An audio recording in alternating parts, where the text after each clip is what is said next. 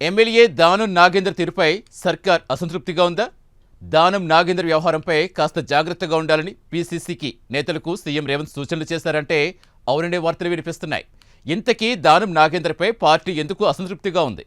దానం తీరుతో పార్టీకి ప్రభుత్వానికి జరుగుతున్న నష్టం ఏంటి? Let's watch the story.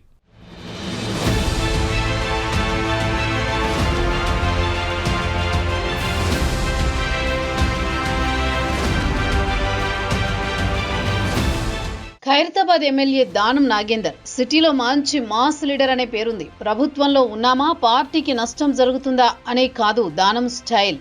దానం ఏదైనా అనుకుంటే సూటిగా చెప్పేస్తారు. మనం చూసాం ప్రభుత్వం ఏర్పడిన తర్వాత తీసుకొచ్చిన హైడ్రా తీరుపై దానం నాగేందర్ ఎలా స్పందించారో మనకు తెలిసిందే. ఇలా దానం ఒక్కటని కాదు, ఏదైనా ఇలాగే చేస్తారు.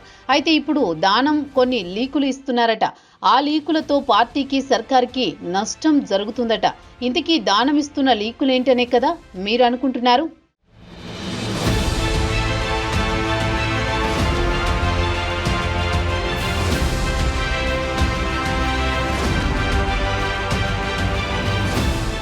బీఆర్ఎస్ వి ఫామ్ పై ఎమ్మెల్యేగా గెలిచి హస్తం పార్టీ తీర్థం పుచ్చుకున్నారు దానం నాగేందర్.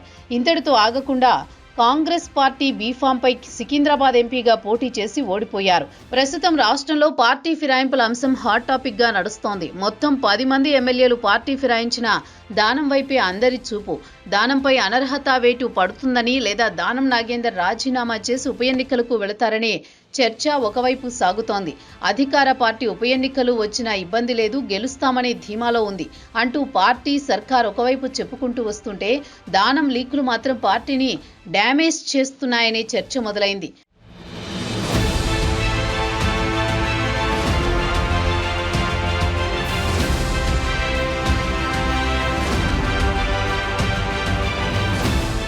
దానం నాగేందర్ ఎమ్మెల్యే పదవికి రాజీనామా చేస్తారని, రాజీనామా చేసిన తర్వాత దానం నాగేందర్కి ఎమ్మెల్సీ ఇచ్చి మంత్రి పదవి ఇస్తారనే వార్తలు ఇప్పుడు వినిపిస్తున్నాయి.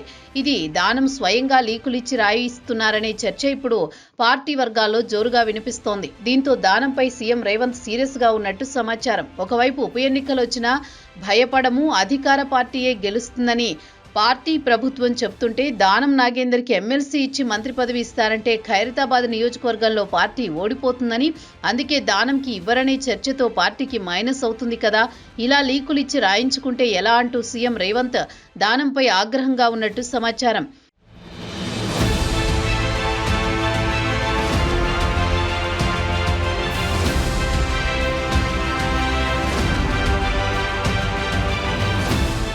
దానంపై సీఎం సీరియస్ గా ఉండడమే కాదు, దానం వ్యవహారంపై జాగ్రత్తగా ఉండాలని పీసీసీ మహేష్ కుమార్ గౌడ్కి ముఖ్య నాయకులకు సూచించినట్లు కూడా తెలుస్తోంది. ఉప ఎన్నికలు వచ్చినా ఇప్పుడే రావు, ఇంకా సమయం ఉంది. మరిప్పుడే దానం ఎందుకు లీకులిచ్చి వార్తలు రాయించుకుంటున్నారు? అసలు దానం ఎపిసోడ్ ఎటువైపు తిరుగుతుందో లెట్స్ సీ.